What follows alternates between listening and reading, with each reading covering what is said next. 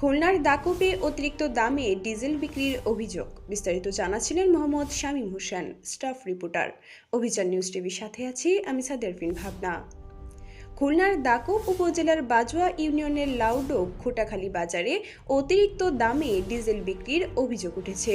শনিবার 18 এপ্রিল সকালে এক অসাধু ব্যবসায়ী রতন সাহা প্রতি লিটার ডিজেল 130 টাকায় বিক্রি করছেন বলে জানা যায়, যেখানে সরকার নির্ধারিত মূল্য 105 টাকা। স্থানীয়দের অভিযোগ, এ ধরনের অসাধু ব্যবসায়ীদের কারণে সাধারণ মানুষ চরম দুর্ভোগে পড়ছে। বিষয়টি জানাজানি হলে বাজুয়া ইউনিয়নের সচেতন মহল সহ বাজুয়া এস.এন. কলেজ ছাত্রদলের সভাপতি রিয়াজ মুর্শেদ এবং দাকুপ উপজেলা যুবদলের যুগ্ম আহ্বায়ক শেখ হেলাল কাঞ্চন তাৎক্ষণিক প্রতিবাদ জানান। এলাকাবাসী দ্রুত এই অনিয়ম বন্ধে দাকুপ উপজেলা প্রশাসনের জরুরি হস্তক্ষেপ কামনা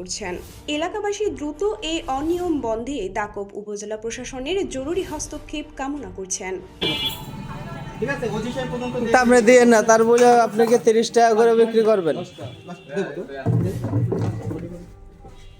আরে রডের গাড়ি যখন সব দোকান বন্ধ করবেন না, আপনি এখন বন্ধ করতেছেন না দোকান খোলা রাখতে হবে।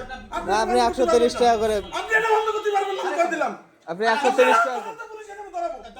এই তো দাঁড়াবেন, দোকান বন্ধ করে দেবো না, চলুন। আমি দোকান বন্ধ করে দেবো না, বন্ধ করে দেবো না দোকান, চলুন। দোকান বন্ধ করে দেবো না, প্রত্যেক লোকের তেল দিতে হবে। আমি দেবো না, এখন সবাই আপনি তেল দেবেন, এখন সবাই দেবেন, তেল দেন সবারে, এখন সবাই দেবেন, এখন সবাই তেল দেন।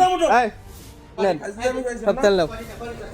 এই তেল উঠো না, 105 টাকা লিটার তেল নে। নে, সবাই 105 টাকা লিটার বিক্রি হবে।